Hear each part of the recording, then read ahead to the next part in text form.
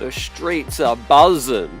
The New York Knicks off-season is here, kicking off tonight. Live stream action with CT and the chat. Let's talk about it. So much breaking news.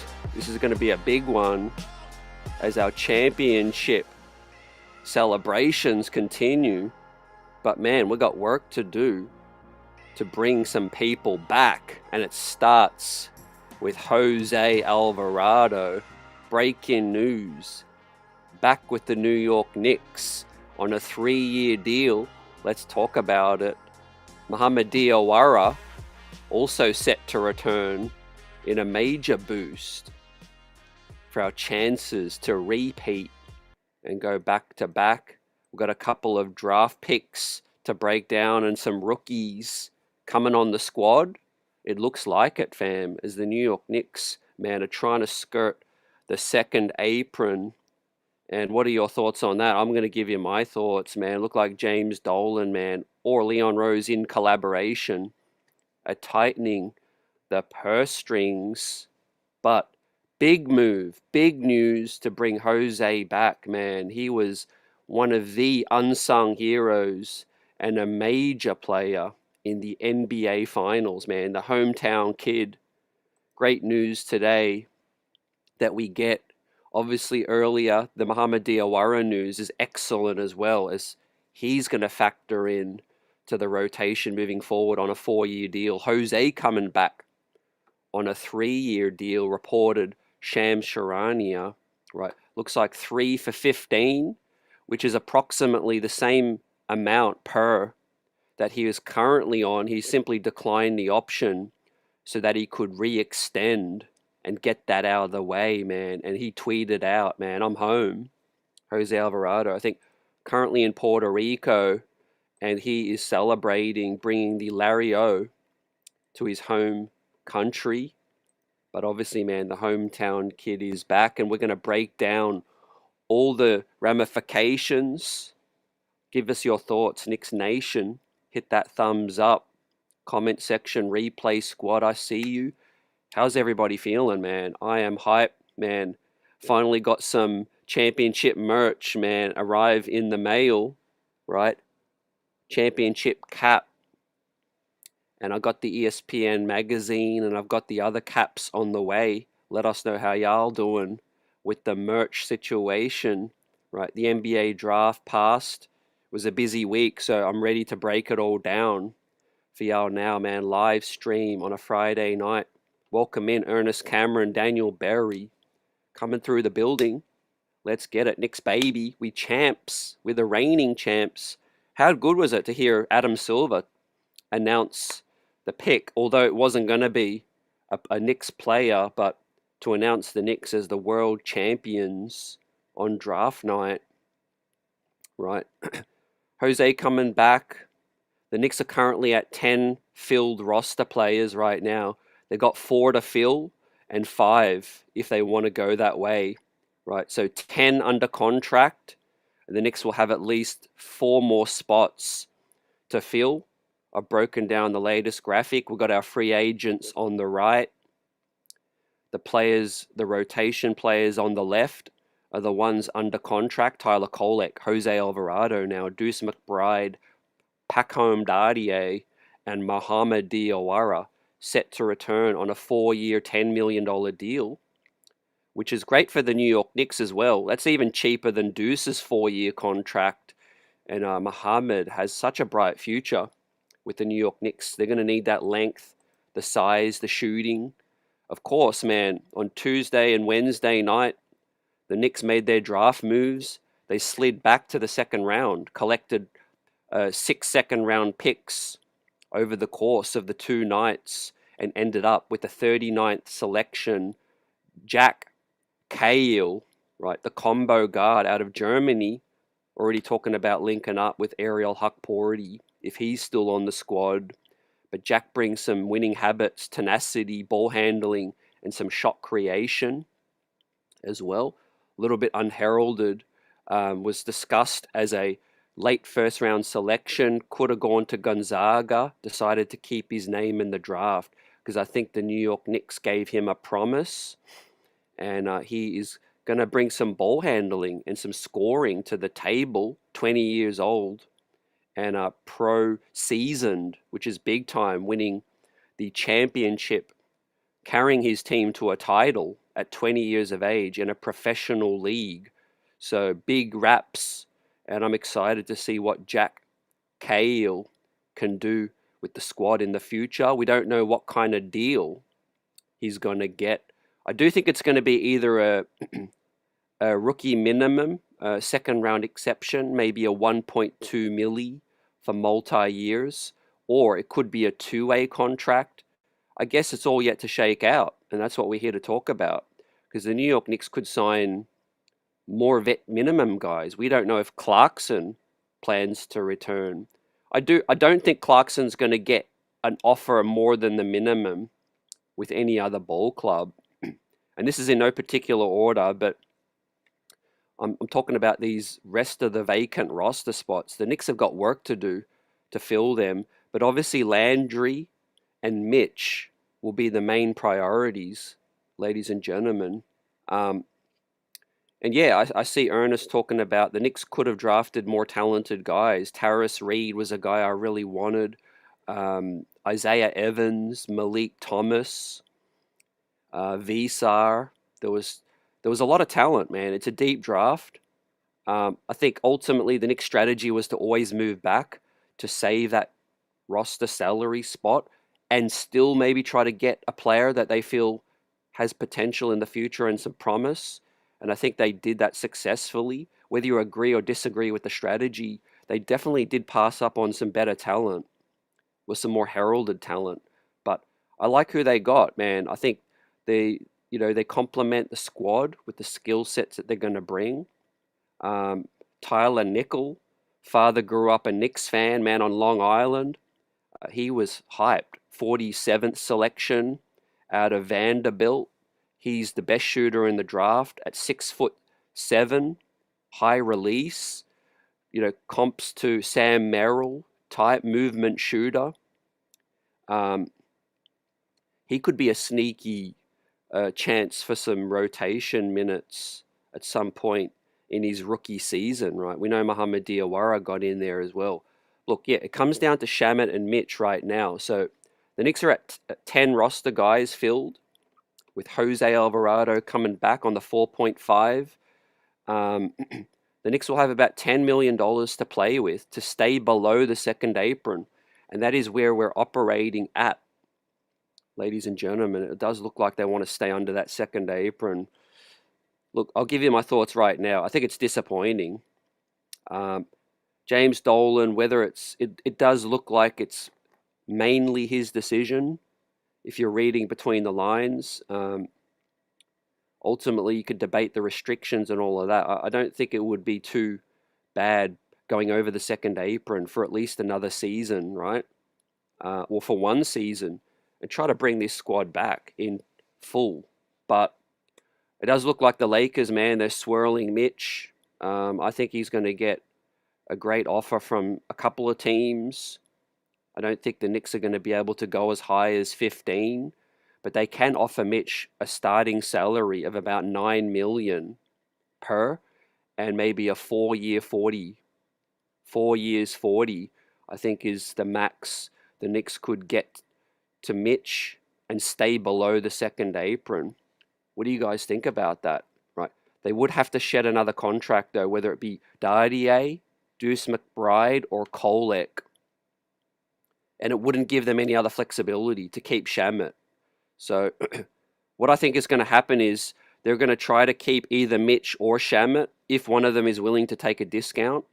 And they are going to have to take a discount. There is no ifs or buts about it, right?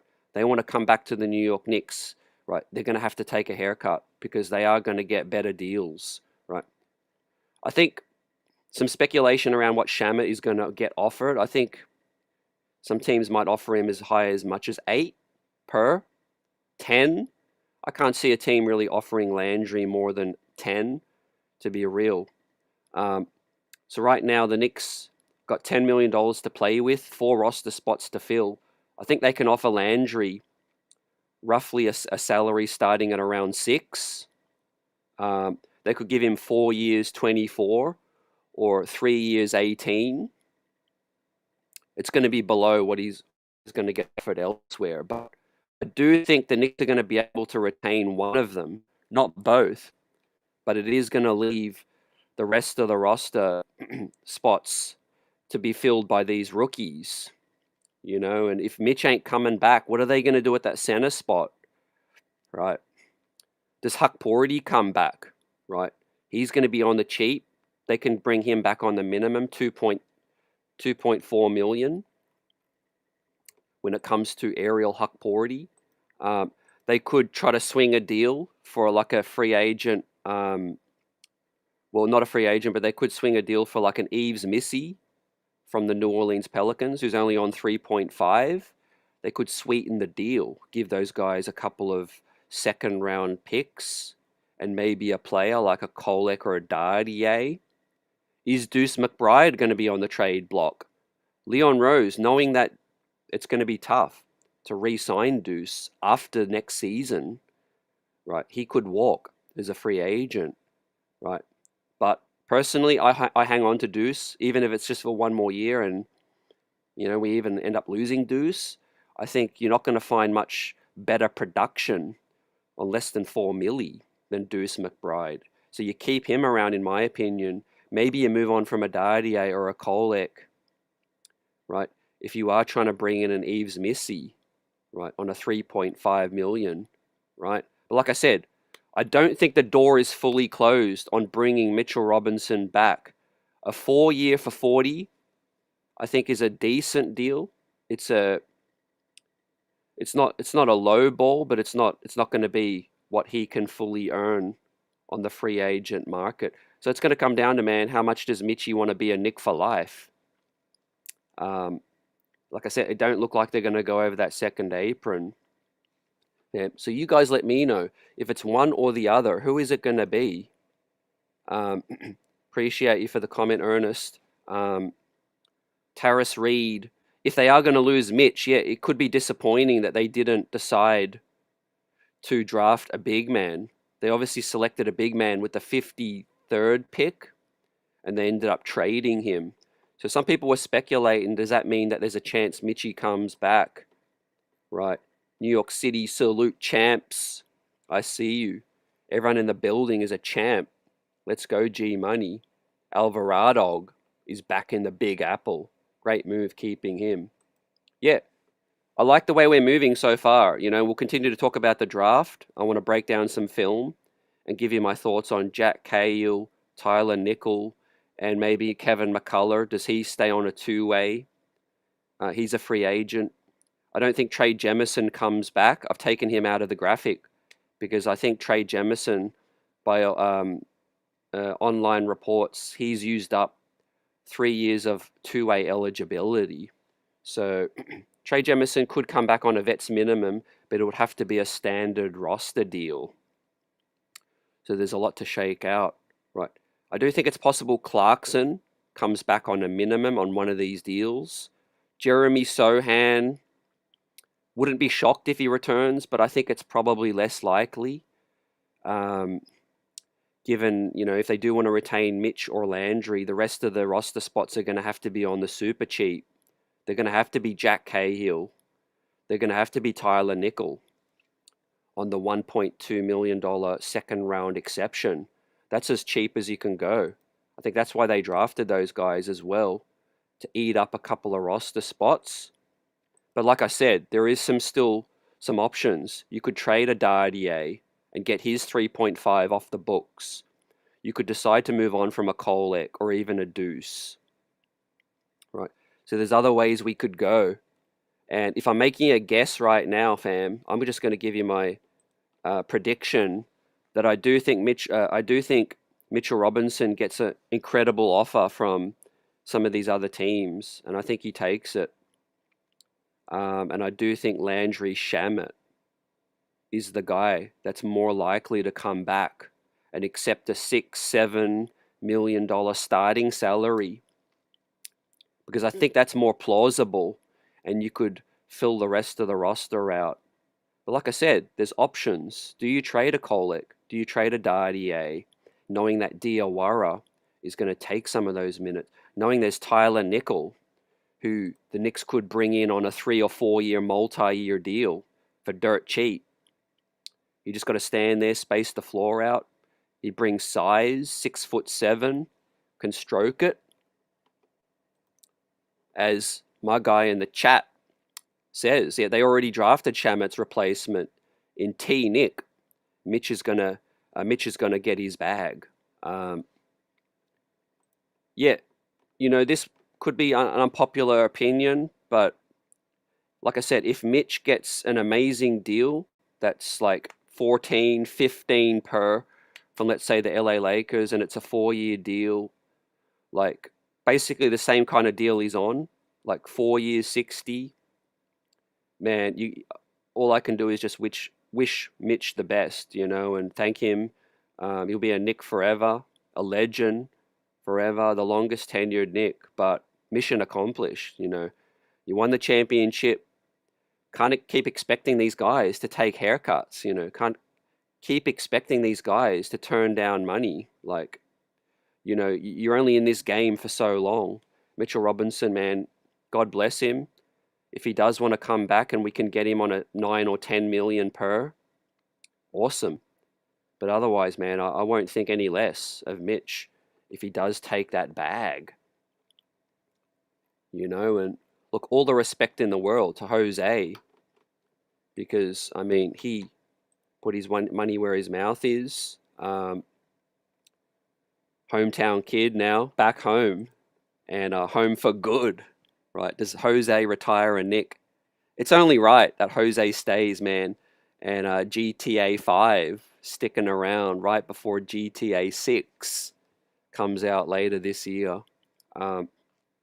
Huge performance in the NBA Finals, proven that he can close games out in the big stage next to Jalen Brunson. Keep his head up, savvy veteran, plays with tenacity, heart. He rallied the troops when the chips were down against Atlanta, kept everyone on their toes. Great for the locker room, great for on the court as well, man. Can't think of a better fit to be a New York Knick, man. Jose Alvarado was born to be a New York Knick. We're blessed to have him. What a trade that it was at the trade deadline, fam. And man, he solidified himself, man. He knows Dolan going to look after him. He knows he's going to be an all-time Knicks alumni. He's a champion now. And I'm so glad that he's decided to stick around, man. Not even wait for free agency. Now, hypothetically, I think Alvarado, if he was inclined, could have waited it out, free agency, and maybe received offers north of 6 per, 7, 8. Maybe a team would have gone as high as 8. Some of these backups like Jordan Goodwin, those guys are earning around 7, 8. So to get Jose back on 4.5 million, man, much respect, man. I tip my cap. But one other thing that's quite underrated too, fam, is Cardiac Knicks is in the building. Salute my brother. We did it. What a run. Our Knicks are champs. We here, and we ain't going nowhere. But one underrated factor of the Knicks winning the finals, fam, is the bonuses available. Now, I ain't seen too many people talk about this, but the NBA gives out a pool for each round as you succeed through the NBA playoffs. And for the team that wins the finals, I think the team gets awarded around $11 million pot. And they can distribute that pot among the players. We heard when the Knicks won the NBA Cup, right? That came with a bonus as well. We all know everyone got the $500K. There was reports back then, I forget who it was, that players like Brunson, Cat, Hart, OG, Macau, the veterans, were willing to sacrifice partial or full part of their bonus to winning the NBA Cup to give it to some of the young fellas. I would not be surprised when the Knicks winning the Larry O, fam. Knicks winning that Larry O, and they win that extra bonus as well. Maybe Brunson, Cat, Macau, OG, Hart. maybe they sacrifice part of their bonus to give to the guys like Diawara to come back, Alvarado, Landry, Deuce McBride, all these underpaid guys. So, yeah, wouldn't be surprised if that helps. Every little bit helps, fam. As new Nick, Jack Cahill, fam, Instagram story, already meeting his new surroundings, fam, in the Knicks practice facility today. Jack Cahill, man, getting ready. Says that he's not going to go back to Germany. So that pretty much tells the story that Jack Cahill is either going to be on a two-way or a main roster deal at the rookie minimum second round exception, which is around 1.2 milli. Now, why I like that fit, I think the Knicks needed some shot creation and they needed some more ball handling, you know. Deuce McBride's future is uncertain. To an extent, Tyler Kolek still has to earn his role. Might get a larger role this season. Jose coming back as a free agent. Getting Jack Cahill, a guy who could play the 1 or the 2. He could play next to Brunson because he can shot create. He can space the floor out. He can shoot. And let's pull up some highlights of newest Nick. Jack Cahill. Damn. Provides good size at the 1 or the 2 at 6'4". Was 6'3.5", I think, barefoot. But yeah, he can stroke it, man. He's got a long range. He's got some hops, winning pedigree, winning at all the levels, man, internationally with Germany at the under-19 level. Winning the title with his club in Germany as the starting point guard, right? 20 years of age, right? I think that's underrated right there. Now, I'm not going to begin to know the ins and outs of every part of Jack Cahill's game because we ain't watching the German league. But if you listen to all the scouts, you watch the highlights, this kid is already ahead of schedule. He's ahead of schedule, fam. We pull this up on the big screen. Welcome in, everyone. Tonight, we're all buzzing. The champs are back in the building. Jose Alvarado, Muhammad Diawara. Who else is it going to be? Is it going to be Shamet or Mitch? It can't be both, unfortunately, with the way the Knicks are looking to duck this second apron, fam. And that's why we're looking to the future. Tyler Nickel, Jack Cahill, Kolek, Diawara, Dardier, McCullough. Does Huck Porty come back? If you want to skirt that second apron, you have to believe in your development. You got to believe in the youth at some point, right? The door is going to close on some of these older guys in the coming years, and we got to transition to bringing in some young talent. And I like this kid. Look at that step back. Got a high release. My NBA comp so far. And like I said, I'm really looking forward to Summer League. The Summer League schedule has come out. We'll break that down in a minute. But I like the look of Jack Cahill. He reminds me a little bit of a Reggie Jackson mold. A guy who could be the 1 or the 2, who's aggressive, likes to score, man, likes to shoot it. Some questionable shot selection at times. And he also reminds me a little bit of like a Corey Joseph type. A bigger point guard. Not elite in one specific area, but is really, really strong in many areas. And like I said, I think ball handling was something this team needed to address. We saw how much of a difference it made when you put Alvarado in there next to Brunson. But now we got another dude on the come up who's a bigger guard, more physical. And I do think as Brunson ages, moving him to the 2 guard in the future could be something we see a lot more of. You can't have Brunson continue to, get hounded full court in the coming years. You want to keep him fresh. I like keeping Brunson playing a little bit of 2 guard as well. And that's why I think this combo pickup was a smart kind of pickup in the end. 39th selection. There's talk if he went back to either college or stayed in the pros for one more year. There was talk that he could have been a lottery pick in 2027, right? Rafael Barlow scouted him extensively in Germany in person this season, and he really, really likes his game and likes his winning pedigree, like I said, at every single level. Now, yeah, his weaknesses are he does lack a speed burst in terms of getting the blow-bys, but he does make up for that with a mid-range game, and he does enjoy the kick-out, the drive and kick. But he's got a super long range, and like I said, you can't go under the screen with this guy. So that's what makes him a great fit to play potentially minutes at the 2 and the 1 and play next to a guy like JB. Good passer. I think he's quite strong at taking care of the ball. But one of the reasons why I think he's going to do better in the pros, because he ain't going to be the main guy. You got to look at it through the lens where he was the main guy, 20 years old, for a pro club in Germany. He had to take a lot of tough shots, end of shot clock, grenades they're talking about. And he's a guy who had to create a lot of offense by himself. Let that sink in, man.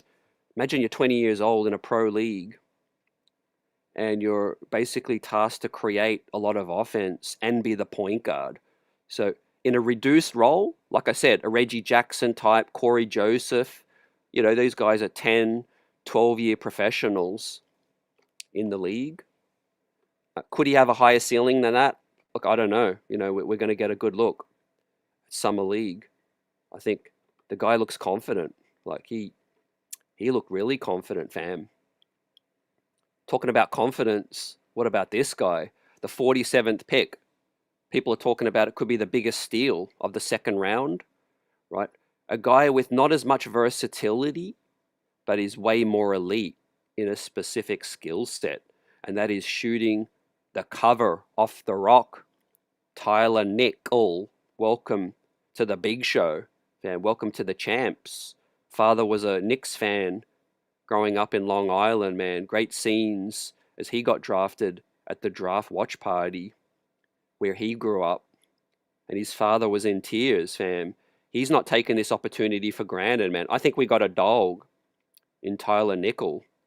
Talking about can't give this guy no separation, and he's a guy who's got the high release at 6'6", 6'7", and apparently is a guy who is not a liability defensively either. Now, he's got work to do to be a solid defender still, but he's not going to be a guy, because he works hard and he's got some size, he's not going to be a guy that you can just pick on at 6'7", and apparently he's a hard worker as well. So really like this pickup from that standpoint.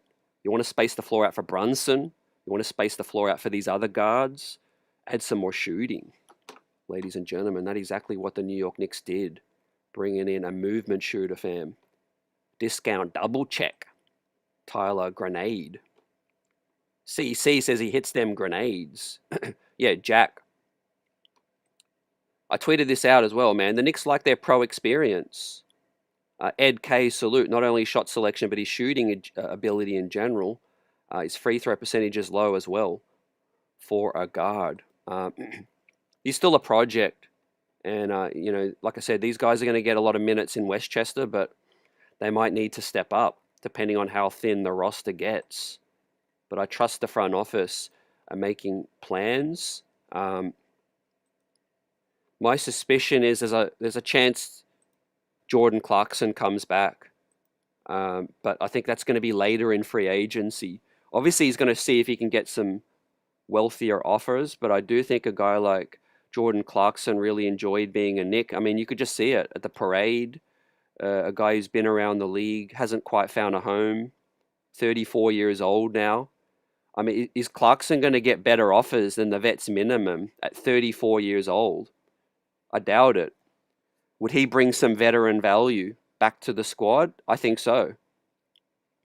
Now, he has some head-scratching moments, but you need some insurance. They might look to move Deuce at the trade deadline. Maybe Kolek is a salary they look to shed to try to keep Shaman or Mitch. bringing in another cheap vet like Jordan Clarkson, you guys let me know. Given the Mitch situation's dicey, I think there's a chance Huck Porty comes back. Absolutely. They're probably going to look for a guy with a bit more upside, like a Eves Missy, if they can get him. Do they look at a veteran like a Andre Drummond? You know, I mean, there's not too many options out there, which is why I think Huck Porty on the cheap coming back makes a lot of sense. There's familiarity. Trey Jemison ain't eligible for another two-way because I think he's exhausted that. So Trey Jemison might be looking for a regular roster deal. Let's see. Slow Runner says Tyler Nickel looks like a Sam Merrill, Sam Hauser type. He's tough. Very smart player. Yeah, I like those multi-year college guys. You know, they've got an elite skill set. Perfect role player to come into a championship team. Space the floor out. Don't forget, man, Pacome Dardier can space the floor out as well. I think his shooting is coming along as well. There's a lot of talk. Would the Knicks move on from a Pacome Dardier to open up some salary? Is Shamet a goner now that we've got some young guys like Diawara, Dardier, Tyler Nickel? Do you try to save some money that away? I know Mike Brown is a big fan of Landry Shamet, and I do think he's a priority.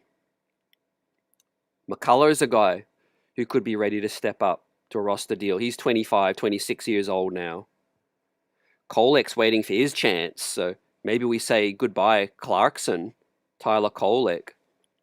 It's your chance to come up right now. This is great conversations we're having right now, fam. You know, we're an embarrassment of riches, obviously coming back as the reigning champs. So let's see. New York Yankee says, this other Knicks channel said he can't drive. Not sure what he's talking about because I see the Rook driving to the hoop. Yeah, look, you don't need top athleticism or speed burst to be good at driving. I mean, Jalen Brunson, look no further. You just need to be crafty, use your body, navigate the pick, be smart, and keep your dribble. Keep your dribble smart, keep your dribble tight, and you can get into the paint. Like I said, did Corey Joseph, Reggie Jackson, or maybe young Reggie Jackson had a great speed burst, but there's plenty other dudes that carved out a long Knicks career,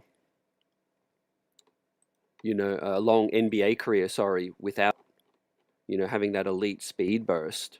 But I think with Jack Cahill, like I said, we know Brunson's here for like the next possibly 6, 7, 8, 9 years, man. Brunson's going to retire a Knick. And so I like the thinking, like you don't get a true point guard because you've got Jalen Brunson for the next 6, 7, 8 years, right? Why not get a guy that could play next to Brunson, that could do a little bit of one, could do a little bit of two, and you can alternate. And he's not a bad defender from what I've seen. He's a guy that could definitely play next to Brunson as well. Looks like he's obviously got a better handle than a Deuce McBride too, because he is a guy who can play the one for his team. So I think that's underrated, fam. Slow Runner, yeah, this name's been about. Moussa Diabate. Charlotte have got Naz Reid. Now, we're going to talk about some moves around the league. Giannis is a member of the Miami Heat. You've got now Charlotte trading LaMelo Ball. You've got Jaylen Brown might be going to Detroit. You know, Portland's keen to try to get Jaylen Brown. Charlotte are talking to some teams as well. Salute to everyone in the chat, man. Nick Streets, we're champs. We're buzzing. How you guys doing with the merch situation? Fam, what are your favorite things that you've copped? Let us know, man. I've got the cap. Got a few caps on the way. I've got the Champions t-shirt from the locker room. I bought a couple of collector Tops cards as well, waiting for them in the mail. I got the ESPN magazine that I copped, fam. This one came in the mail too. Came quick, $15 as well. Time magazine's going to be coming out. I'm going to pick up a copy of that one as well. The Knicks being on the cover of Time magazine is definitely a collector's item. But the main story of the day, man, we're bringing back our own Jose Alvarado.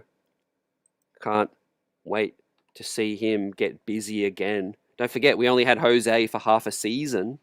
Now we get the full season of the champ coming back. I do think either Cahill or Nickel, one of them's going to end up on a main roster deal, because we're slim right now on funds available, right? Mitchell Robinson, we can squeeze out a $9 or $10 million deal. Does Mitch take that? We can offer him 4 years, maybe a fourth-year player option, so we could re-up it. I think it's a possibility. It's probably very unlikely, because I think Mitchie's going to get more than the 9 or 10 per. I think the more plausible situation is bringing back Landry on a 6 or 7 million per. Maybe a 3 years 18, 4 years 24 type deal. Look, I think it's quite widely known, and I don't specifically have any intel relating to Landry Shamet, but from his Knicks tenure, it has been reported multiple times that he loves New York. He loves New York City. If he feels at home, obviously the dollar's got to make sense. But if it comes down to the deals, the offers are quite similar. I could see us definitely bringing Landry back. But it is going to leave the rest of the spots to fill out with some of these rookies. And look, there's a lot of mouths to feed at the guard position. You've got Kolek, Alvarado back now. Deuce McBride's still here. When is Diawara going to get chances? So if we do bring Landry back, we might end up trading somebody. Might end up trading a Diawara, Kolek, or a Deuce, because there's priorities in other positions. You're very thin at the center spot. Very thin. Very thin at the center position, pertaining to losing Mitchell Robinson and bringing Landry back. New York Yankee says it, man. We have too many guards and we need another big. The thing is about bringing the bigs as well, you know, where if it's Huck Porty or Eves Missy, we don't have many funds to play with on that front as well. So I was kind of a little disappointed we didn't take Taris Reed. We couldn't take Zuby. We missed out on him. That was a fine pickup by the Atlanta Hawks as well. Reed going to San Antonio was a great pickup. CC says merch is up. Let's go. Let's get it. Jason says Kolek bringing additional playmaking to help Brunson. He's got to stay. Look, yeah, I want to see Tyler stay. I think he has so much to offer, and I do think there is some versatility there with the playmaking, the three-point shooting as well. Bringing Alvarado back was super important as well, fam. As we do have some other news today, the New York Knicks are bringing in another player for their Summer League squad, right? Just Summer League. So let's not get too carried away, but Isaiah Sellers from former St. John's guard is going to be back in the Big Apple, fam, coming into the Summer League squad. He's a guard who could score it, fill it up, and create some offense as well. So Johnny's fans will be happy about this one. I'm excited to see what Summer League looks like with Jack Cahill, Tyler Nickel, Mo Diawara is going to be there, Pakom Dardier. If we might get some Huck Porty there. There's some questions over whether or not Tyler Kolek is going to be a part of Summer League. I don't think Tyler needs to be part of Summer League. I think he's probably a little too ahead of that.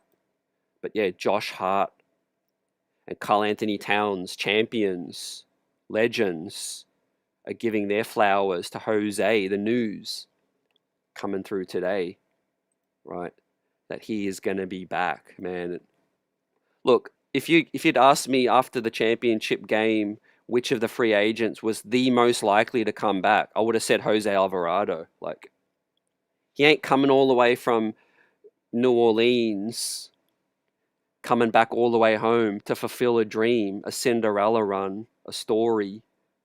It's like a Disney movie, and winning the championship with his hometown team, a team that he grew up as a fan.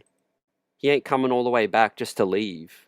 So it was written that Jose Alvarado was always going to come back, but it just feels great now that it is a formality. Has improved the three-point shooting, hit some huge shots in all of the playoffs, but game 4 specifically.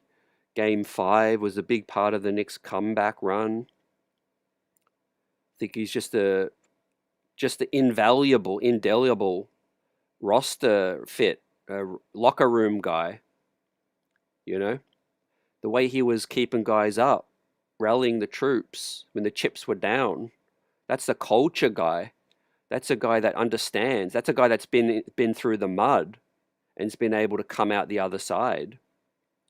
So the fact that he's 28, committing his future to the Knicks now for the next three years at least, taking another discount. I mean, New York City legend right here, man. Christ the King High School. Shout out Puerto Rico, bringing the trophy back to his home country as well. I mean, what an inspiration for kids growing up as well. So it's just great, man. A storybook ending in this situation for the Knicks breaking their championship drought, having multiple hometown kids on the team, man. You couldn't dream of this situation. Having guys like Kat, who grew up a Knicks fan, Jose as well. Yeah, Margaret's talking about enough of the guards. Knicks need centers and wings. Let's talk about the other free agent that we're bringing back, man. Drafted with the 51st pick last season, man. He took New York by storm. There was talk that the Knicks had to shut him down during the stretch in the playoffs just to keep his value down, keep a lid on it. Knicks fans telling other Knicks fans not to tweet out highlights of Muhammad Diawara. But guess what? It didn't matter because Mo Diawara wants to come back, right? Reports he appreciated the support from day one when he became a Knick. He appreciates the veteran guidance from the locker room. He appreciates the fans as well. And he sees a future, development, a pathway to breaking out with this squad. And I think Muhammad Diawara is set to take some more minutes, whether it be Deuce's minutes, he might take Shamet's minutes, but he's going to get more minutes. He's going to get some more minutes, fam, as well. What do you guys think about what's ahead for Muhammad Diawara? The deal ain't solidified yet, but it's pretty much expected now that Diawara will sign a 4-year deal, starting around 2.3, 2.5, and it's going to be roughly 10 mil over 4 years, which is basically a cheap Deuce McBride type deal. And if he breaks out, wow. If he breaks out and it becomes a starting level wing in the first, second, third year of this deal, we're cooking with fish grease right now, in the words of Ron Cleveland. Can put the ball on the deck, can play make, can stroke it, he could play some 4 or some 5 in a small ball scenario. But I don't think it's ideal Diawara plays at the 5. I think that would be in a pinch. OG's pretty much a small ball 5 for us. The way he was able to body up Wemby. I think Diawara does need to put on some bulk, develop some more physical attributes, does get bumped off his spot a little bit, a little thin in the core area. I think Mohamed Diawara needs to really work on his dribble and work on his core strength. And then I think sky's the limit, man. People talk about could he be a Siakam? Could he be a Siakam? I think anything's possible because he's already got a lot of, versatile skill sets. He can stroke, he can create a little, he can put on the deck, he can defend. And he did all of that in his rookie year too. Building blocks, says Mo D, got the confidence as well. That's a huge attribute. Not a lot of these European prospects come in, I think, with the level of confidence that Diawara displayed in his rookie year. And I think to his point, that's what comes from being in a great locker room full of vets, full of hungry guys that have had a chip on their shoulder as well, with the likes of Brunson, Hart, OG, Cahill, these guys. Building blocks, says Mo D, has the confidence and will take that next step. He's definitely going to get more minutes next season. There's talk that he's already around the 6'10" range right now, which is insane, especially with the wingspan. Some of the defensive highlights that he showcased as well. And yeah, the point I was going to make earlier, fam, the Knicks like pro experience. Look at Diawara from France, French league, played professionally through the draft. That prepared him for his rookie season. Ariel Hukporti, multiple seasons in the NBL in Australia, where I scouted him, and he played NBL finals games with his squad.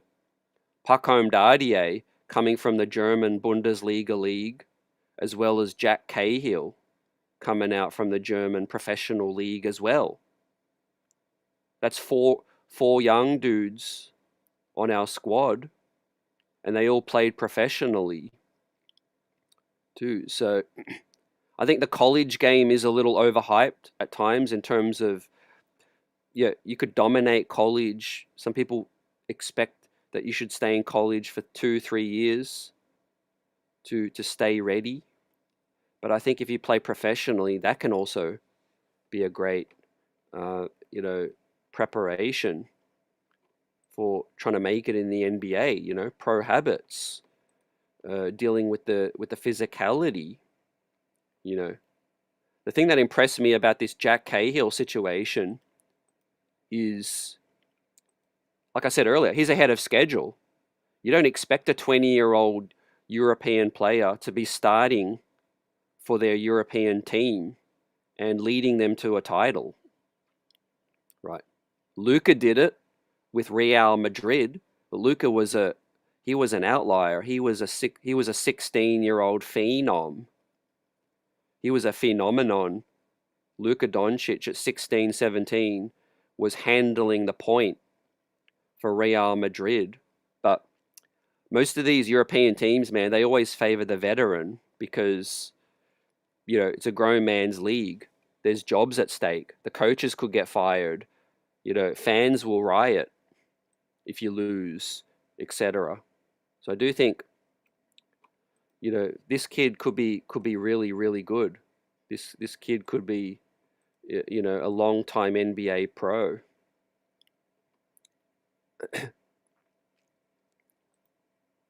Jason says Deuce is on a cheap deal and hasn't even reached his prime yet. Yeah, I think Deuce, I would keep Deuce even if you lose him after next season and we can't repay him. I think the value he provides at $4 million, and the fact that he's a guy that'll help you win regular season games, he'll help you win the playoffs. I know he had underwhelming playoffs too, but I do think that Deuce that surgery, the core surgery and the injury really derailed his playoff run. Not trying to make excuses, but yeah, Deuce has got to be better in the playoffs, but you ain't getting better value for 4 milli. So if you're going to free up some money to try to keep Shamit or keep Mitch, for me it would be either Kolek or Dardier. Now, I would like to keep those guys, but I still think you want some veteran experience to try to come back and repeat. Deuce McBride's valuable, especially during an 82-game run, regular season. He could take the load off of Brunson. He could fill in as another starter as well. My guy talking about sellers, Ozaya, former St. Johnny's man. Looking forward to Summer League. That is going to be great, seeing these Summer League Knicks. Margaret asked who is going to be in Summer League. I think it's going to be all the young guys except Kolek. So you'll see Diawara, you'll see Dardier, you'll see Jack Cahill, Tyler Nickel, the new Knicks. You might see Huck Porty. And we've got the Sellers guard coming out as well. The hometown kid. That's just going to be great. We have Tyler Nickel, of course. We will see him. The 53 pick, it was interesting. Would have liked us to keep that big man, but maybe they know something. Like I said, I'm trying not to overreact to the moves the Knicks did or didn't make yet, because the puzzle ain't finished yet. We're putting piece by piece. We got Mode back. We got Jose back. Let's see what we can do now. Maybe it's all a mirage, and we pull the wool over, and we do go over the second apron. Maybe Leon Rose is just trying to convince James Dolan to do it for one more season. Anything's possible. I expect some extensions as well. I do expect they're working on a Karl Anthony Towns extension. Got to lock him up. I think Cat will take a slight discount. I think Cat's legacy, man. Talk about arguably the greatest winner in terms of legacy in this entire championship run. Karl Anthony Towns, man, he fulfilled his prophecy, his potential as the number 1 overall pick. Unfortunately got drafted to a tough situation to Minnesota. But I remember that draft, man, like it was yesterday. Cat was the guy I wanted to be a Knick. He was my dream guy. It wasn't Jahlil Okafor. It wasn't D'Angelo Russell. I was hoping, once I saw Cat with Kentucky, I thought, yeah, he's going to win a team a championship. And it took a long time. Like I said, he got drafted to a tough spot. Sometimes it's about fit and all of that. Minnesota ain't the winningest franchise, to say the least. And look what happened, man. Dysfunctional. They traded him. He solidifies the chip Hall of Fame type career. And the Minnesota Timberwolves, man, blow it up. Man, how frustrating would it be, man, to be a Timberwolves fan right there? I mean, trading Julius Randle now. Dante with a tough spot with the Achilles. They ended up trading Karl Anthony Towns for the 27th and 29th pick. What Cat ends up with a ring, baby. The champ. So yeah, you got to bring Cat back. I think you'll sign an extension around the 50 million type. 50, 55. I don't think they're going to go in that 70 range. I know the salaries are going to get up there, but I think Cat's going to come back on a good deal. Yeah, man, we were running this thing back. Maybe we lose Mitch. Maybe we lose Shamit. Who are some vet minimum guys who you think the Knicks could do with? There's talk about there's been reports, Tim Hardaway, Bones Highland type. I still think Clarkson's a chance. Andre Drummond, it would be a pass for me. But yeah, look, bringing Mitch back, man. If we lose Mitch, the center situation is dicey. LB says hoping Wolves would waive Dante so we could get him on the min for this year, and we can play him around the conference finals. Yeah, I think it's written in the stars that Dante comes back at some point. I think, but it might be later in his career, fam. But yeah, look out for that. Once he's maybe around the Clarkson age, where he's looking to finish his career out, maybe find a home permanently, I think Dante is going to end up coming back. I think there's a world where Porzingis, who's a big fan of the Knicks fan base, I know there was the challenges earlier with Phil Jackson and all of that, but I think all is forgiven.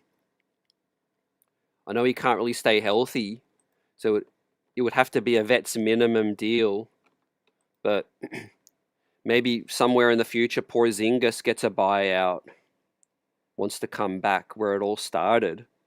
How would you guys feel about that? KP coming back to be Karl Anthony Towns' backup. Imagine that, man.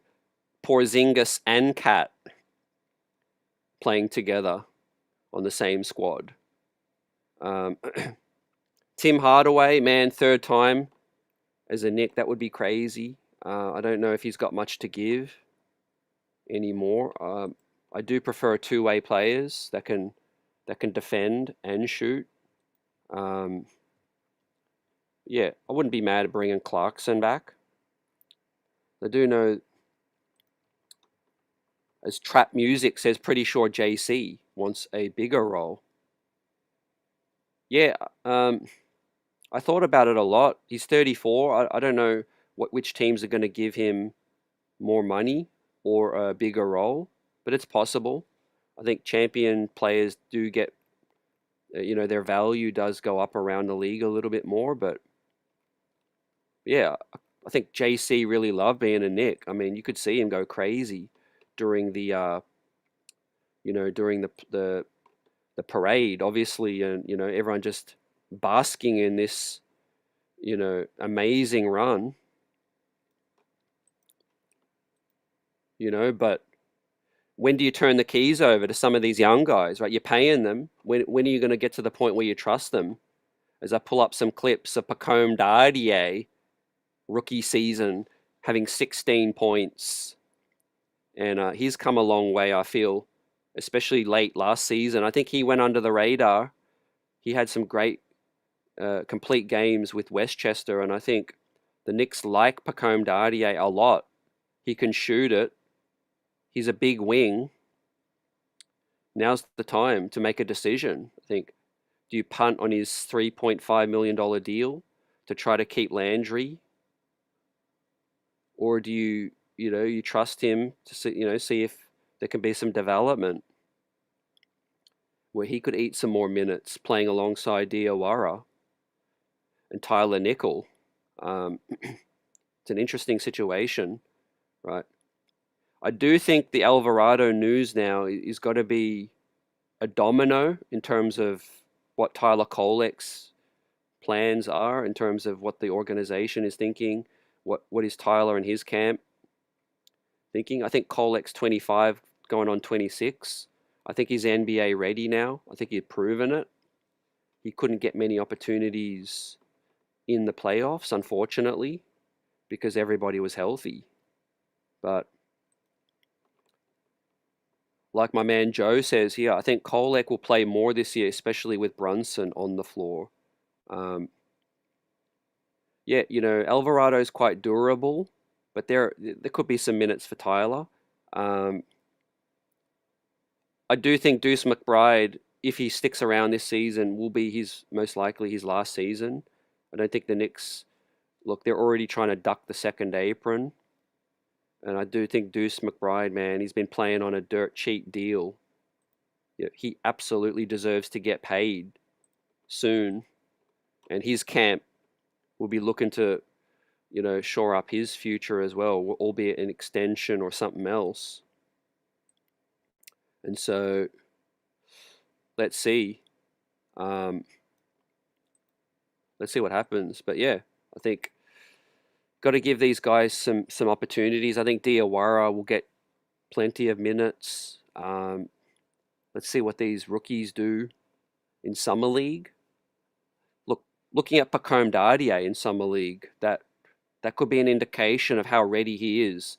Right, 2 years as a pro now.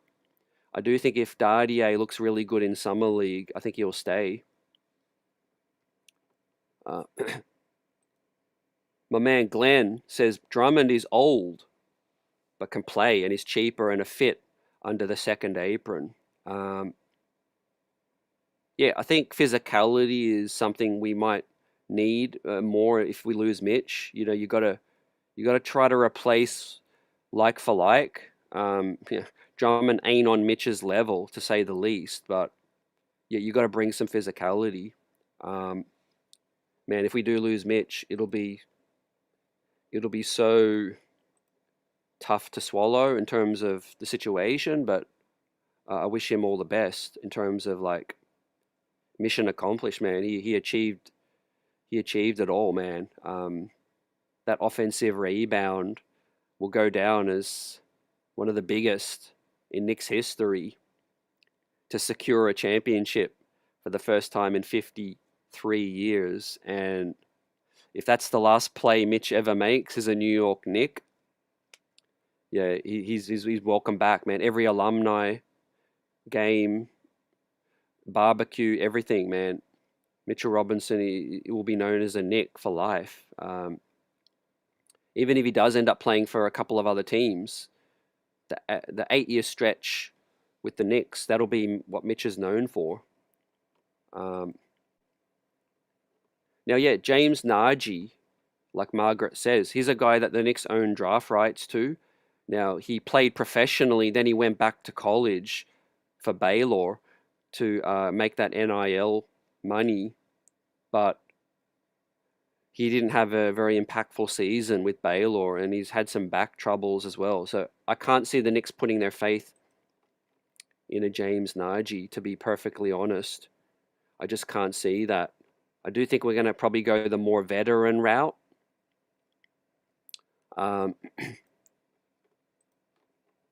You know, but you need that experience too. So do we go Eves Missy? Do we try to get a Musa Diabate? We've got all these second round picks as well. Now, Jason feels like Dardier gets shopped to clear up a little bit of extra cash. I could see that. I could definitely see that. I know they like Dardier a lot. They like Kolek. But yeah, it's trying to fit the pieces of the puzzle, ladies and gentlemen. A repeat, is it on the cards? You guys let me know. Right. I think it's well and truly a chance. You bring back the same kind of starting five. Still pretty solid depth if you're looking at just the landscape right now. You've got Alvarado under contract now. Deuce McBride. Kolek, who looks ready for a larger role. Diawara. And you've got plenty of roster spots still available. A couple of veteran minimum experience guys might want to come in, make a name for themselves, win a championship. There's always that LeBron situation lingering, you know. What is he going to do? There's other vet minimum guys that might feel like now's the time to get that ring. Maybe some other guys got paid. Everyone loves a winner, baby.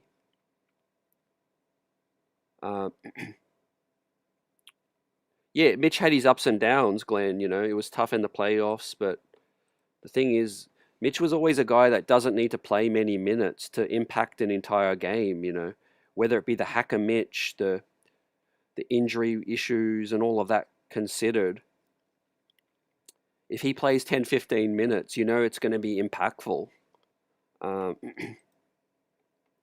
Yeah, I would like the Knicks to get more durable, more young, more athletic at that situation, man. If we could get a Musa Diabate, I would love that. If we could get Eves Missy, would be a solid upside swing too. So yeah, like Trap says, either Mitch or Shamit is gone. Yeah, I do think we keep one. I'm pretty confident because you look at all the moves we did on draft night. They don't punt on all those picks to just save a couple bucks for no plan, for minimums and just to keep a couple of other guys we got, right? They know what they're doing, and it obviously helped us keep Alvarado. I think that was part of the plan. Bring Alvarado back on the same money, but extend his future. So he's got that security now. And yeah, if they do want Shamit or Mitch to come back, there's a way to do it. You can move on from Kolek or Deuce, and bring in these young rookies on their cheap deals. Maybe a Dink Pate comes in on a cheap deal as well. Maybe an undrafted dude. So there's possibilities, but yeah, I do think it's probably going to be Shamit. If I'm making a guess, right? I think the time is now. Mitch is 28. He got nothing left to accomplish now. And if he gets like a $60 million deal with LA or something like 15 per, all the best, Mitch. Good luck. And thank you. Thanks for everything. Because I think with Landry, he's been a journeyman. He's played with a million clubs. Mitch has only played for one club. But yeah, Landry's found a home, fought through the training camp deals, fought through the shoulder dislocation, the surgery, all of that. And look, I don't think we're going to lowball Landry.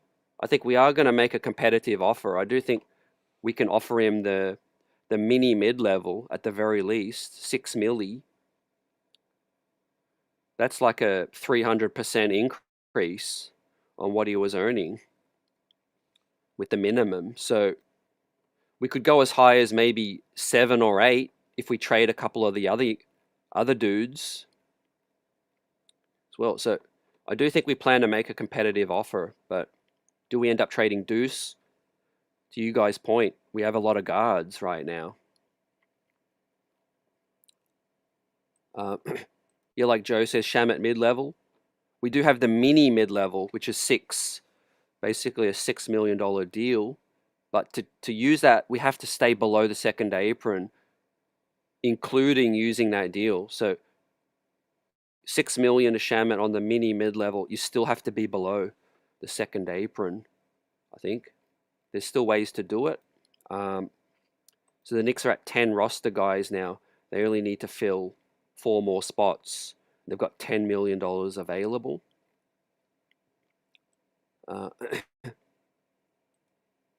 Could the Heat try to snatch up Shamit? They need shooters. Yeah, a lot of teams, man. Look out for like Detroit. I think they're quite flexible. Charlotte, maybe we could do a little swapsies. I've seen a lot of sign and trade possibilities with Mitch. That situation. But yeah, I think a lot of teams will like what they saw with Shamit. But I think Shamit's got eyes for New York, baby. If you guys don't already know, man, Shamit's basically in and around the city all summer.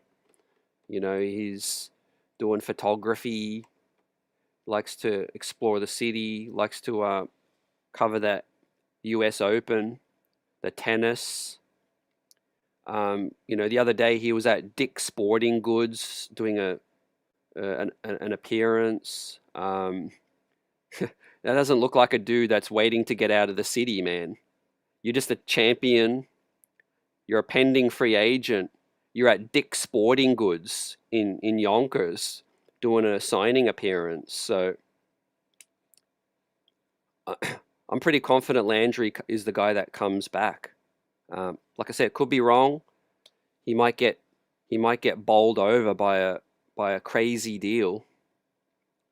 But I don't think the difference is going to be too much. The Knicks can still put together a very competitive offer for Landry Shamit. It's not going to be no low ball.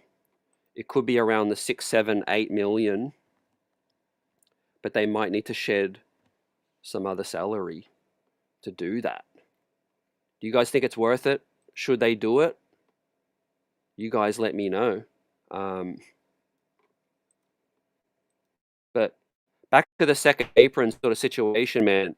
If it is a Dolan-driven decision, it's extremely disappointing, man. Dolan was on a path to earning some more credibility, but it's gone all the way down right now for me.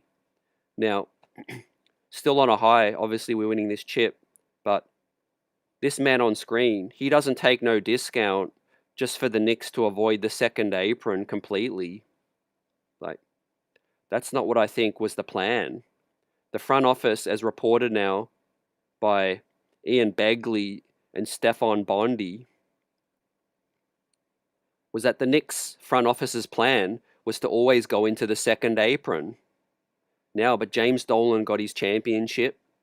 The Knicks are printing money, getting through the NBA Finals. And at the very first opportunity, he ducks the second apron. So this is going to be very interesting, fam. Buckle up. But Jalen Brunson and co have all made sacrifices. I expect Cat to make a sacrifice as well. But yeah, what a run, man. All the trophies that JB collected this season, man. Storybook. Man, the parade was a dream, man. Look at these scenes. Man. I think this goes down as the most historic championship. People can debate whether it was the greatest run, the best championship, all of that. I think this will be remembered as the most historic championship because you look at a couple of things. The Knicks were one of the two original franchises in the NBA that have never relocated. The Boston Celtics and the New York Knicks. The Knicks are already one of the most storied franchises. They broke a 53-year drought as well, getting to the finals twice in 94 and 99 and losing and not winning a chip since 1973. The market, the size of the market, the fan base, the way they did it, the way they built this team, I think it goes down as the most historic championship. One of those championships that just everybody will remember because there's been a lot of champions that have been forgotten about. And I think a similar comparison could be the Dallas, the 04 Pistons. People still talk about that. The 2011 Dallas Mavericks with Dirk Nowitzki that finally climbed the hill. Just those special kind of rememberable champions. And we lived it, man. We lived it out. And I'm hungry. I'm hungry for what's next.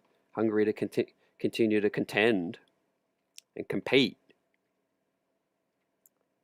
Trap says Dolan been a clown for a long time. Glenn Jones says Dolan is a clown.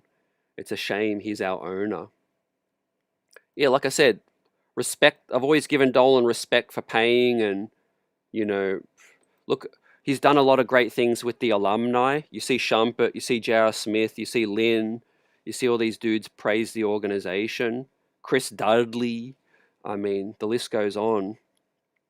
But then some of the time, Dolan just does these things that just makes you like scratch your head. Like he's a winner at the bad timing awards. He trips over his own feet. It's like you just stumbled upon a winner, and on the day of the parade, you go on WFAN. Talk about ducking the second apron. I'm like, just let fans enjoy it, man. Get out of the spotlight. I'll tell you what it is. Dolan got main character syndrome, I know he owns the team, but yeah, he wants to be in the spotlight, and all of that. Now, he probably feels like he played a major part. Maybe he was the one that says, get Thibodeau out of here. So, but I think that was a move that needed to happen, to take that next step. Leon Rose was in agreement. It worked out. We got rid of Tibbs. The next coach took us to the promised land. But yeah, right now, I'm feeling some bad vibes with the Dolan situation. I hope it doesn't go back to what it used to be. Let's see, man. Like, breaking this championship team up just to avoid the second apron for 1 year doesn't make too much sense to me. But we're trying to put the pieces of the puzzle for next season back. And let's see what Leon Rose can do, man. Is there magic 2.0? Leon Rose weaved his magic to deliver us that title. And 3 banners in 1 season, man.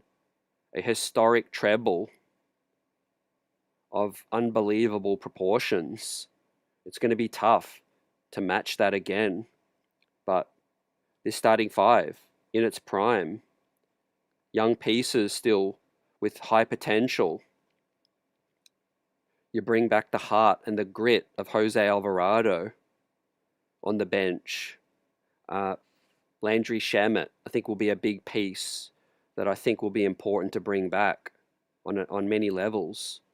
The thing about Landry, what impressed me the most is that he could defend now at a really high level. And I know he knocked down a lot of shots, but Landry was tenacious. So if we've got a squad with the same starting 5, we've got Jose and at least Shamet coming off the bench, that gives me a lot of confidence that we can be as good as we were last season. But then it comes down to how you're going to replace Mitch. I know a lot of people say Mitch doesn't play many minutes. You could find a guy that could replace that. But yeah, Mitch is highly impactful in those minutes. The size, the physicality, and the rebounding is key. So there ain't many options with the money available right now. Does anyone want to bring Sohan back? What do you guys think? I don't think Sohan was too impressive to me, but I think we could look other ways to fill that spot. My guy Glenn, CT, brother. In all honesty, whatever happens, we won the chip. Never thought in my life we would win. So, hey, I'm good. Can't be getting greedy. I feel you. I feel you on that, The dust hasn't even settled. We're still... The confetti is still raining down for us right now. And we're the reigning champs. We're still living it up. But we've got to defend our title now. So this is a different feeling in our lifetime. Like I said, it's 2.0. We won the chip. Now we've got to defend our title. And Leon Rose, the work he's been doing, he's going to come under some spotlight now with the young guys, who can step up and take on some big roles, because a lot of champs have been falling off. Look at Denver. When they lost Bruce Brown and Aaron Gordon started to get banged up, they just couldn't keep it up. You see it happen all the time, man. Champion teams get dismantled. A couple pieces leave, and they just don't look the same. So hopefully we could get more versatile. Hopefully we can evolve as a team. I like the Tyler Nickel pickup because we didn't really have no lights out movement shooter that's 6'7". I think that could give us a different kind of look. Another ball handler with Jack Cahill. We'll see how ready he might be. He's a project still, but he could give you something like Diawara did in his rookie season. We might find a couple diamonds in terms of vet minimums. The Clarkson vet minimum deal was a home run because he did what he was supposed to do. maybe they do end up with another guy like that, like a Shamit. They find another vet minimum guy. You know, there's names out there. There could be guys ready to take a vet's minimum. Bones Highland, you know, Tim Hardaway. Could be a guy like Bradley Beal. Might want to take a minimum. Maybe a LeBron James. You know, we'll see. But I think you can't still, if you want to contend, you can't go too young in terms of the bench. We saw what happened in the playoffs, right? It's a different beast.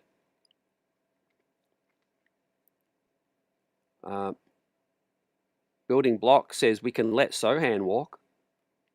Yep. I think Sohan didn't get many opportunities. Yeah, he seems to be a distracted kind of guy, though. You know, you've seen him trash talk. You've seen him get lit, obviously, you know, within his rights to get fully lit after winning a championship. But we'll see how focused Sohan is for the, you know, he should be trying to stay in this league. Yeah, my man JC. I would not be mad if Clarkson comes back. I think he kind of reinvented his game defensively as a guy who could get stuck into the ball handler and create some offense as well. He could be another good mentor for a guy like a Jack Cahill as a combo.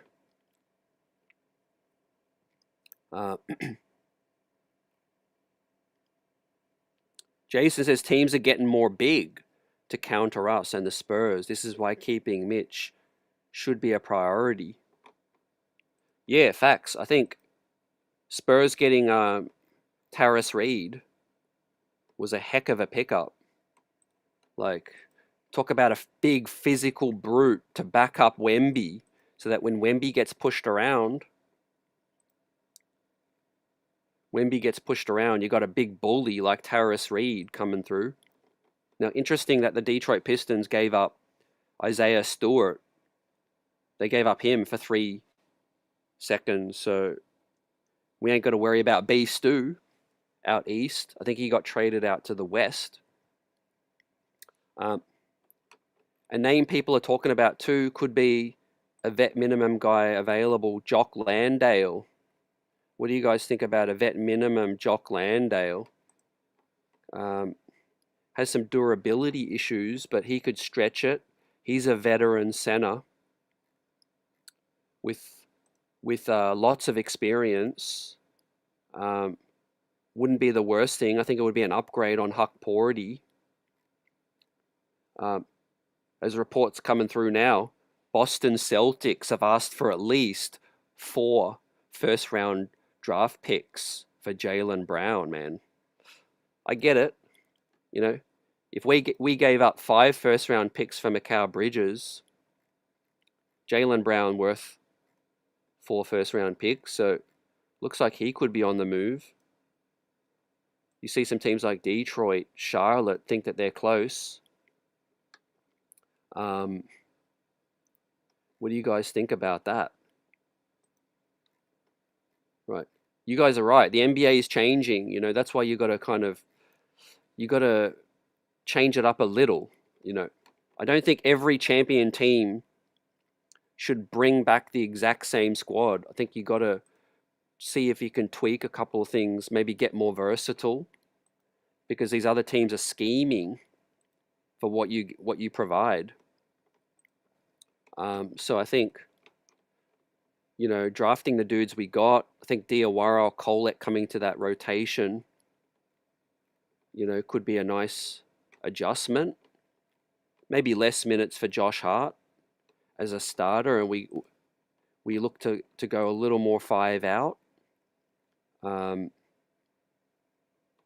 Yeah, like I said, Jose didn't play with the Knicks for the entire season, so look out for more consistency off the bench. You know, can provide defense, scoring, could start for you.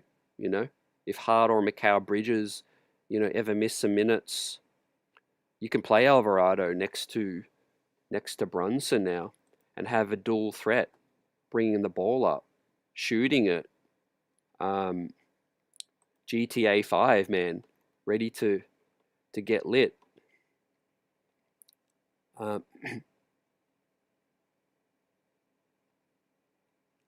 JC will be a guy in demand, vet minimum guy.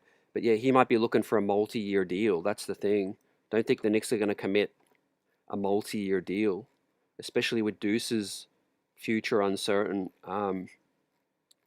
But yeah, I wouldn't trade Deuce this offseason. I would keep him for one more year. I think you need that experience.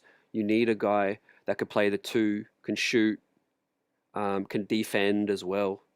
I know he had a bad playoffs, but it doesn't take away how valuable he is during the regular season. Regular season's a grind, man. You got teams coming for our head now as the champs, right? Now, I don't want to wear Brunson down during this regular season. And if this playoff run showed me anything, is you could finish in the 4th spot. You could finish in the 3rd spot and turn it up and win the chip. You don't need to go balls to the wall like Detroit did and flame out down the stretch. You don't need to do what Cleveland did 2 seasons ago and win 60-something games and then crash out. Regular season means nothing, man. Absolutely nothing. You just got to get through it. You got to get through it healthy. Play some young kids. Experiment a little. Let Brunson and Cat and that win us 50 games. And then just turn it up again. Turn it up again. And now we've got Jose in the fold for the full season. Diawara should be 20 minutes a night, minimum. He could be coming for some of Josh Hart's minutes, some of Mikal Bridges' minutes as well. I think we definitely did suppress Mohamed Diawara's, showcase. I'm not going to say suppressed his development because he did a lot of developing, but we could have played Diawara a lot more and trusted him, and I think he would have done a lot. But I think we knew he's going to be a free agent. Let's just shut him down and keep him, secure him on a cheap deal, and we did that. Mo D, man, is now, we can unleash him now. He's going to be locked up, 4-year deal, dirt cheap, 2.5 million per year. Now we can fully unleash Mo D as that point forward wing. He could play every single position, man.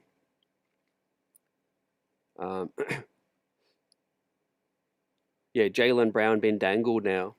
There's definitely disharmony in Boston, man, in Beantown. For the first time in a long time, they're looking up at us now, trying to, how can we beat the Knicks? Don't it feel good that the Boston Celtics now, right, are looking up at us, right? Suddenly Tatum ain't it. Jaylen Brown ain't it.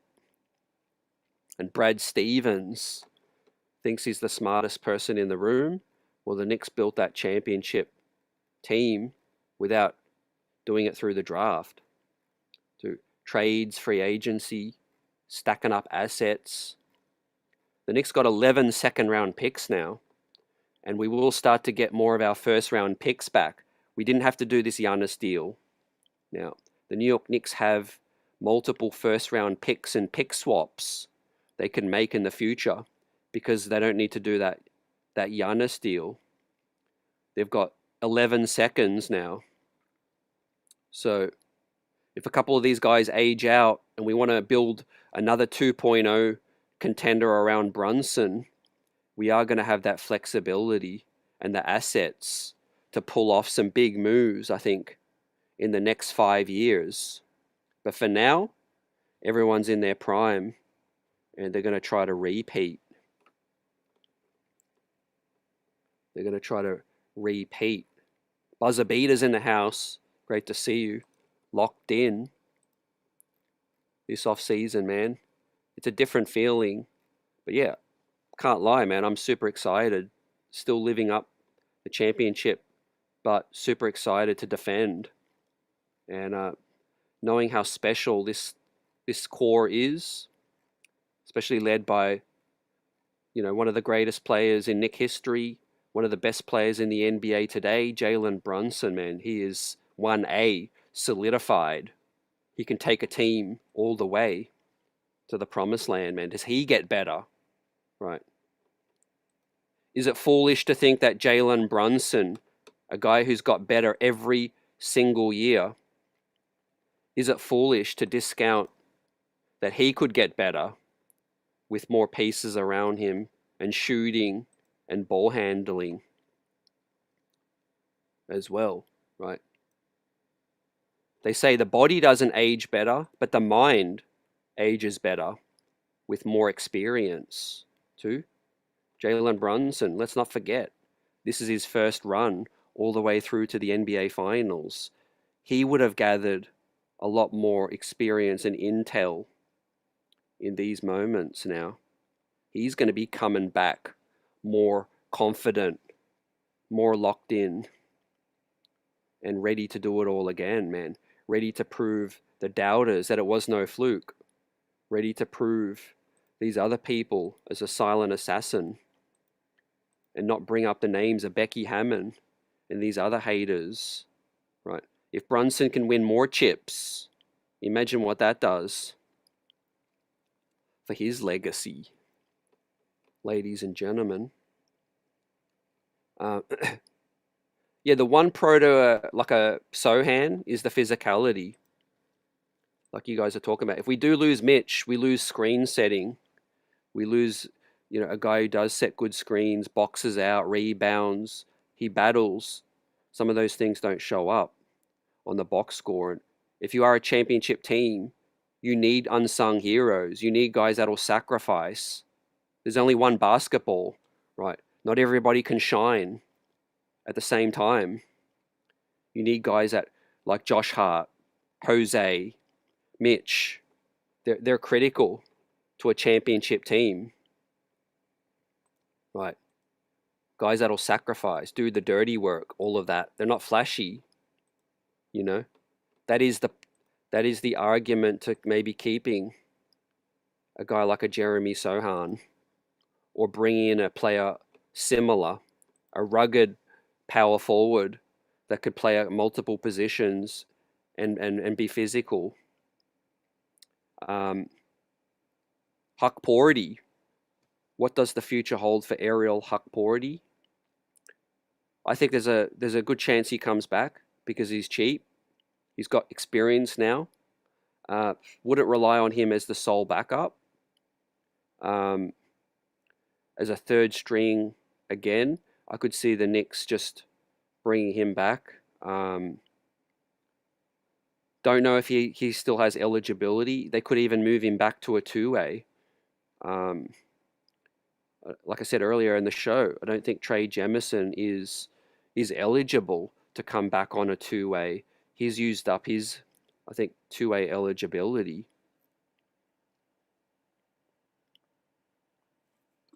But I don't want people to forget, Ariel Huck Porty is only 22.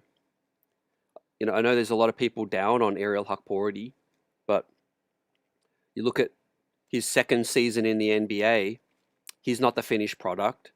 Playing in the NBA Finals, playing some key stretches in an NBA Finals game, got to give him a lot of confidence and belief during this off-season now that he can hang with the best players in the game.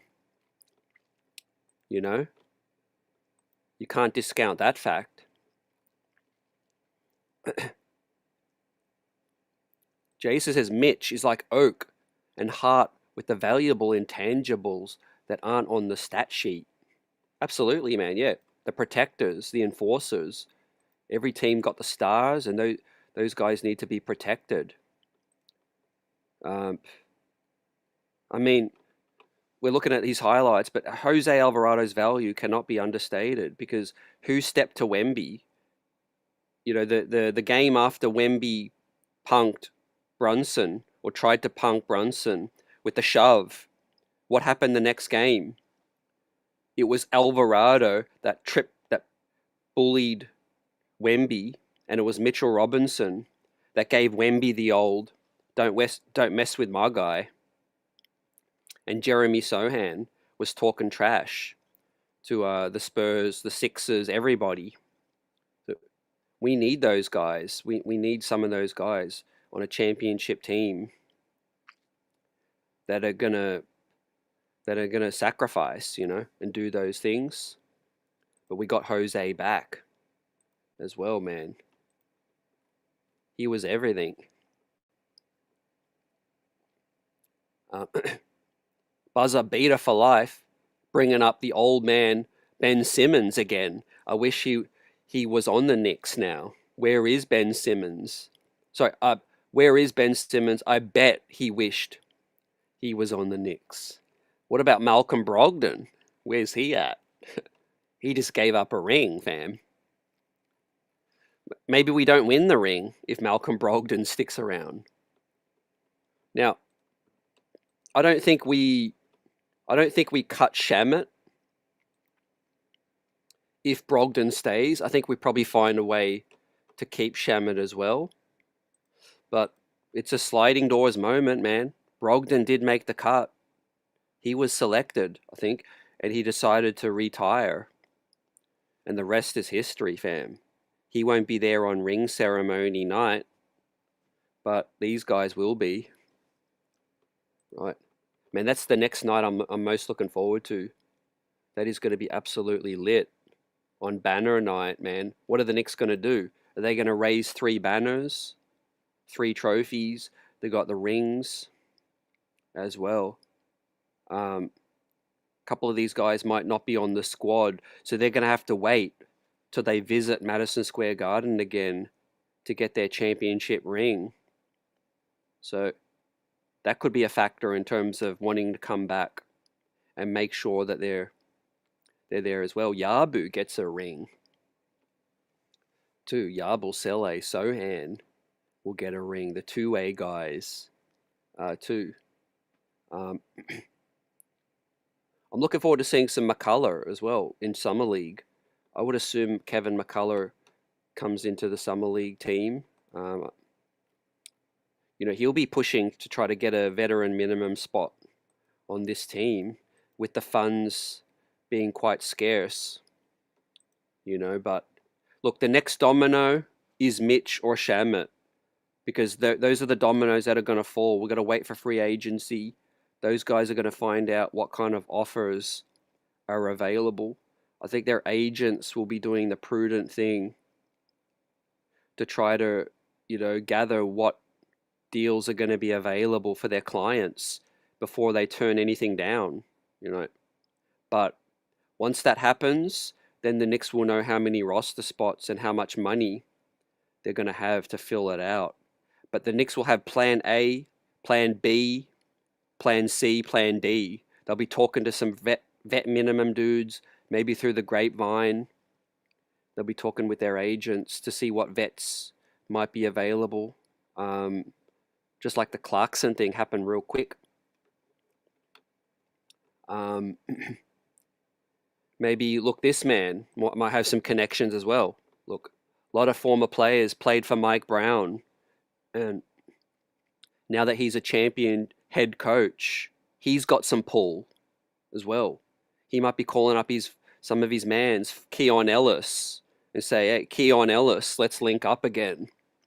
He might be calling some other free agents to try to get some guys to take a discount as well. I see a sign and trade possibility with Mitch, but I don't want no parts of DeAndre Ayton, fam. I thought Mitch might be a chance for New Orleans, maybe a homecoming, but the Eves Missy salary doesn't match. So we'd have to look at doing some other things.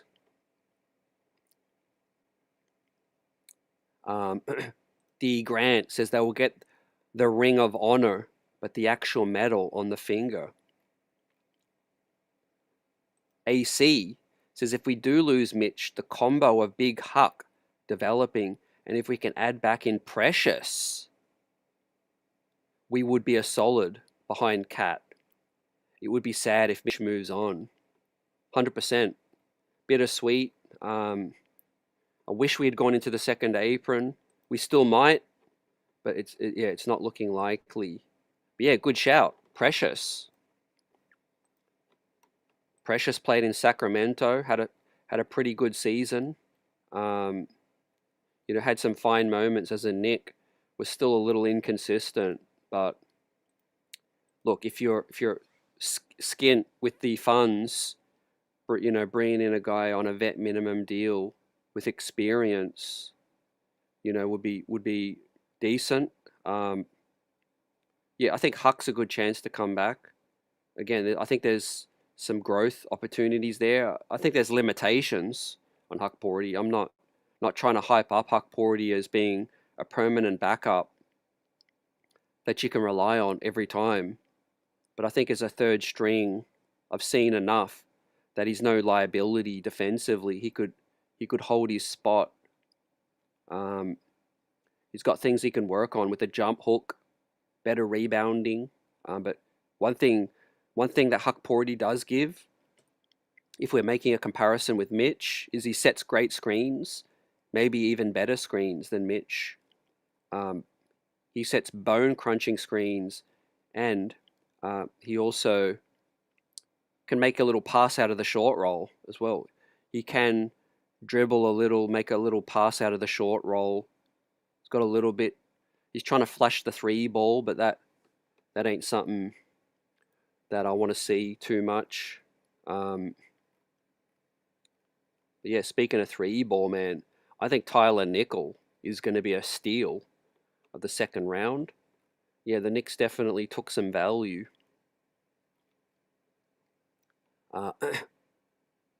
Optimus says McCullough is discount. Josh Hart, indeed. Playmaking. I think health is the issue with him, but let's see.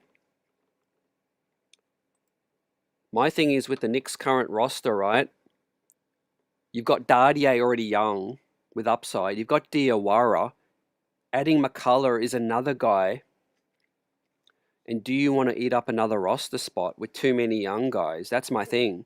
If McCullough can come back on another two-way, I think, and develop for one more season in Westchester, and then you might lose a Deuce McBride this following season, and you make the swap. But I don't know if I'm ready to give McCullough a regular roster spot yet. I've got to see what vet minimums are available. Maybe keep McCullough on a two-way. A guy like a Tyler Nickel at just 1.2 million, if he shoots lights out summer league, has a good training camp, he would be a value guy that I would add to the roster.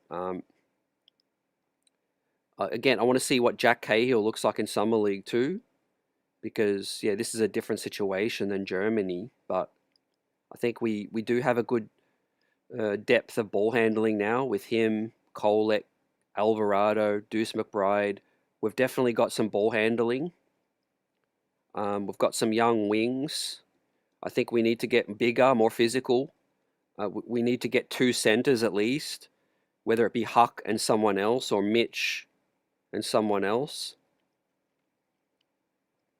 Precious is undersized, like you guys are saying. I would look at a guy like maybe a Jock Landale. I'm not interested in Ayton, not interested in Andre Drummond, to be honest. Musa Diabate, Yves Missy would be two guys I'd be trying to get. Right, now's the time. Try to dangle those second round picks. Even if you do got to offer them Tyler Kolek, Dardier, and picks to go get Yves Missy or Musa Diabate, which is probably going to be a tough stretch because I think Charlotte like him a lot. You got to get some depth at the big man spot. Cat, I mean, We can't forget in Game 5, man. Cat barely played. He fouled out. The hook fouls, the injuries sometimes, the foul trouble. Karl Anthony Towns is elite as a starting 5, but he can't be relied on to play 38 minutes. So Mitch was a great fallback. You know, we need something dependable when it comes to that. So yeah, now we look at the Summer League schedule, fam. The Knicks will play a minimum of 5 games. They only know the schedule of 4 of these games. The 5th game will be to be determined. And then if they make the finals or whatever. But hey, this is the only chip that the Knicks have not won yet. Let's go out and get it, fam. Let's go back to back in terms of, league regular season chip, summer chip, back to back now, and make it a quadruple, fam, from NBA Cup, Eastern Conference champion, NBA champion, Summer League champion. That would be a quadruple, back to back to back to back. Yeah, the Knicks have got some good young guys coming in. Let's see. We face off the Brooklyn Nets first up. And then it's a back-to-back. We play San Antonio, fam, with some of their young guys that we faced in the NBA Finals might be on their squad, trying to get some get back early. Now that I just think of it, I remember when the Spurs won the Western Conference Finals. Remember that hot mic that picked up, I think it was Harper. I think it was Dylan Harper or Stephon Castle or Devin Vassell. One of those guys was picked up by a microphone saying, yeah, we're getting our get back from the NBA Cup. But guess what happened? Knicks in 5. Get that back. Dylan Harper, Stephon Castle, and Devin Vassell. Knicks in 5. How you like that? So yeah, second game will be against San Antonio. And then the Detroit Pistons. That's a 4 p.m. tip. The first game is going to be on Prime. And the second, third, fourth game is going to be on ESPN 2. Right, so that's how you can watch the Summer League. Prime for the first game, ESPN 2 for the other games. And yeah, it should be fun. Don't think we're going to see Tyler Kolek. I think that's fair enough. This is his 3rd NBA season. But we will see Kool Moe Dee. We will see 4-pack Dardier. We will see McCullough. We will see the new rookies, Jack Cahill and Tyler Nickel. And we might end up seeing Ariel Hukporti. We'll see. Again, this is Hukporti's 3rd season. Yeah, I would play Hukporti in Summer League. There's nothing to lose. Maybe Big Gem as well. Yep. But again, he's getting up there in age.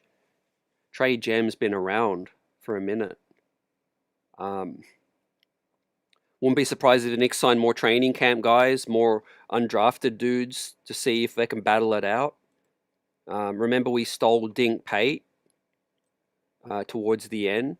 We've signed this former St. Johnny's man, Ozziah Sellers. We might be on the lookout for some other undrafted dudes, training camp guys, Summer League as well, fam. Let's see what we do. But these champs will continue their off-season glory. Jose coming back, Moe Dee coming back. My hunch is Landry Shamet comes back. Man, like I said, I'm not basing it on no intel. I just got a feeling that Landry will definitely want to come back as his first preference. And I think the Knicks are trying to make a competitive offer. They're doing all this salary shedding for a reason. If you look at the deals, Diawara didn't take any more than what people expected. Alvarado did not take any more than what was expected. So they've been trying to save all this cash for somebody. And it's either going to be Mitch or it's got to be Landry. Right, so I do think it's going to end up being Landry Shamet, fam. I do think we can clear up 6, 7, 8 milli and offer a multi-year deal. I don't see no team really offering Landry more than 10. He might get offers around the 6, 7, 8, 9, 10 range. We'll see. Maybe a team gets a little crazy, offers him a 2-year 20. If that's the case, then it'll be a tough decision to make. But as long as the Knicks make a competitive offer, I do know Landry wants to stay in New York, wants to stay with the New York Knicks. And yeah, he loves it. And he's a champion now, so let's see, man. It's a squeeze. But yeah, it might be Mitchie on the out. Let's see what happens, fam. Free agency about to kick off too. And we'll have more talk about the rookies and some more streams coming up. But yeah, thanks for rocking out with us in this one. Welcome back home, Jose Alvarado and Cool Modi, and welcome to the squad. New rookies, Cahill and Tyler, lights out nickel. Right, we've got 2 Tylers now. Let's see how they run. Summer League's going to be fun. Peace, everyone.